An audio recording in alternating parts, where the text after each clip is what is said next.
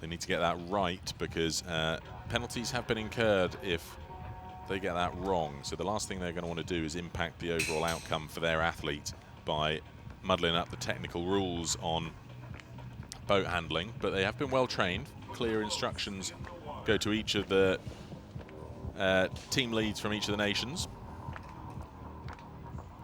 So that means that the athletes can focus purely on what they've got to do, and that's a clean entry to the boat. You can see it's not easy for the boat handlers because those waves do push it about quite a bit, and they've got to help hold the boat level and the oar out of the way and make sure that the seat is in a comfortable or ready position to receive the incoming athlete.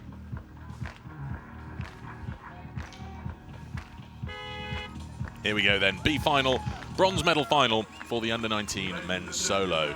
Quick one here for El Komati ahead of Talbi. Let's see whether that's reminded him of all of the lactic he just burnt in the race against Fugazzotto. Not much separating them off the beach. Let's see how they handle these first few breaking waves. Not upsetting either of them. Question next, of course, in everyone's mind is his navigation. How they're going to handle the approach to the first turning point. He's got his eyes firmly locked on it, El Komati. No issue going past it this time. And the Tunisian Ahmed Talbi will be thinking about how to correct for the last rounding of the turning point he had, where he had a little bit of a tussle with it, and that slowed him right down, opening the door for Malachi Anderson to move through and take the win. So clean direction from both of these athletes past the second turning point. I'll have to correct again and move to the other side to go anti-clockwise round the third turning point. You can see there Omar El Komati just managing to keep his boat a little bit more level. Talbi bouncing up and down a little bit more, which is not ideal. You want the boat to be cutting and slicing through the waves rather than bouncing up and down over it. Not much you can do to counter it.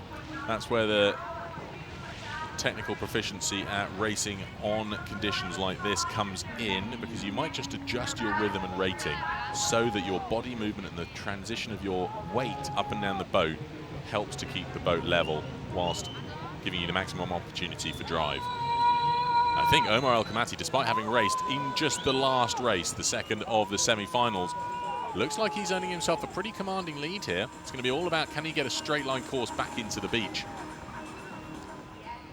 Cameramen all over the place to make sure we got the live action right from where it's happening. We have a drone flying around here as well, but as the wind's picked up, it's making that a little bit trickier for the drone to stay on top of it, but that's what we're looking from at the moment. Door opening up again for the Tunisian, Ahmed Talbi, closing in now on El Komati. I wonder if this is where the punishing race from just a moment ago is going to start to bite and El Komati's stamina start to wane as we come out towards the beach. The last thing that either of them want is jelly legs as they put their feet down onto the sand to try and get up for a fast sprinting finish. They're much quicker on their feet, so the earlier they get out of the boat, they need to time it right so that they're not landing in the deep water, although the water isn't very deep. You can go about 30 meters out and still be waist height. Here we go, they're both feet on sand. I think El Komati just out in front, not by much. It's going to be a near dive to the finish. Omar El Komati for Egypt takes the bronze medal, and disappointment then for Ahmed Talbi. He will take fourth place though in the World Rowing Beach Sprint final rankings for 2023. So that's a bronze medal to Egypt, Omar El Komati. Fourth place goes to Ahmed Talbi for Tunisia. What a cracking race. You could see the effort that they put in, and Ahmed Talbi did manage to close in quite significantly into the last 40 or so meters of the water section. Perhaps he managed to catch himself a little wave there, but it was the beach, it was the sprint up the beach that separated them in the end.